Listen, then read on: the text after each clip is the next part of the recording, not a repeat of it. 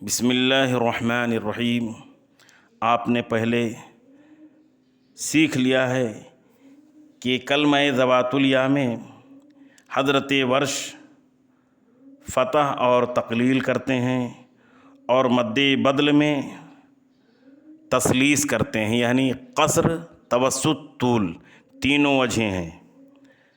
اب یہاں پر یہ بتایا جا رہا ہے کہ ذوات الیا اور مد بدل ایک آیت میں جمع ہو جائیں تو حضرت ورش تربیع کرتے ہیں، یعنی ذوات الیا میں فتح اور مد بدل میں قصر اور طول کرتے ہیں، پھر ذوات الیا میں تقلیل اور مد بدل میں توسط اور طول کرتے ہیں۔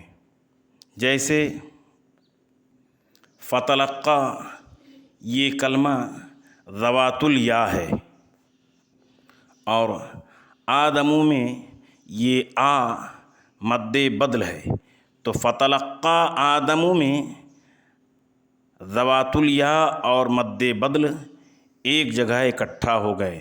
تو اب اس کے پڑھنے کی ترتیب کیا ہوگی؟ کلمہ ذوات الیا میں فتح پڑھیں گے اور مد بدل میں قصر کریں گے، اس طرح سے فتلقی آدم۔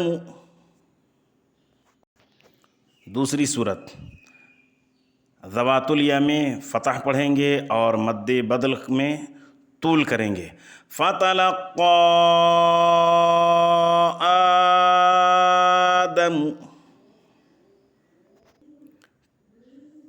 تیسری وجہ پڑھیں گے، ذوات الیا میں تقلیل کریں گے اور مد منفصل میں طول کریں گے، اور مد بدل میں توسط پڑھیں گے، فتلقی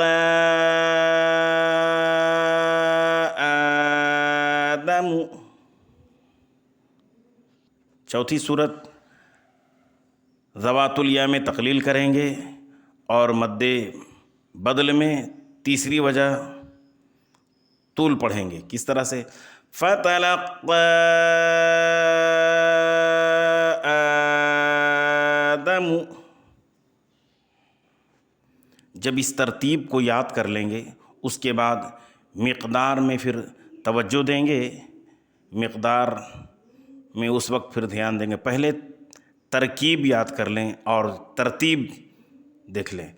ذوات الیا میں فتح پڑھیں گے، مد بدل میں قصر کریں گے، ذوات الیا میں فتح پڑھیں گے، مد بدل میں طول کریں گے، ذوات الیا میں تقلیل کریں گے، مد بدل کا توسط کریں گے، ذوات الیا کی تقلیل کریں گے اور مد بدل کی میں طول کریں گے۔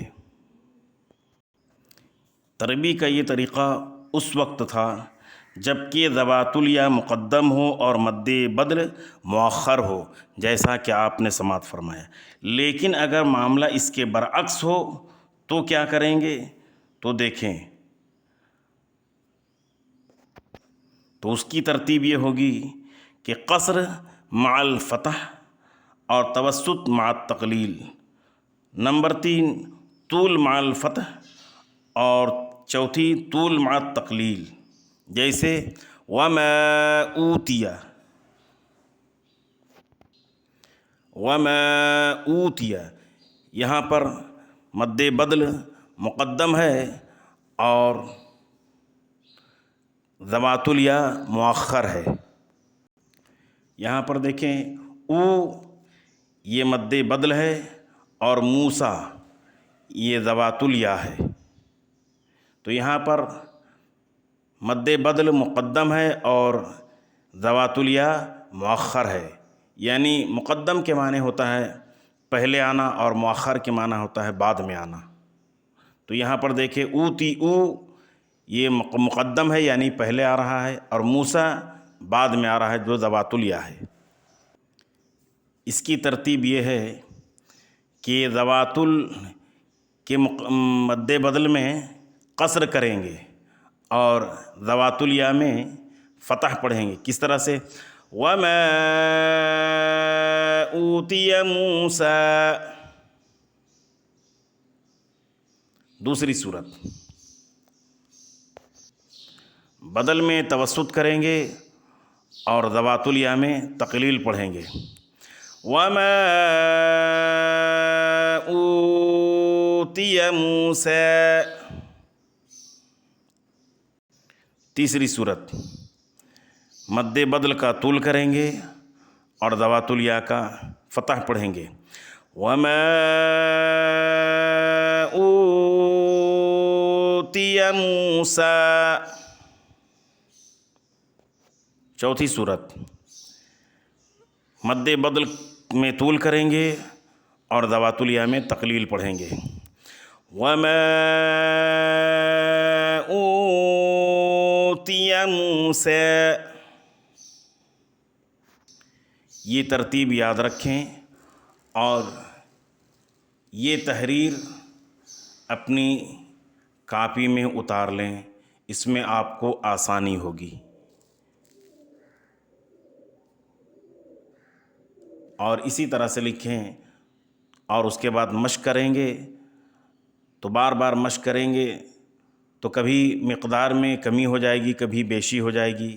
بعد میں پھر آپ دیکھیں گے کہ سب سے پہلے ورش کے لیے یاد رکھیں کہ مد متصل اور مد منفصل میں طول کرتے ہیں اور ذواتُ الیا میں فتح پڑھتے ہیں اور تقلیل پڑھتے ہیں، اور مد بدل میں قصر، توسط، طول تینوں وجہیں ہیں.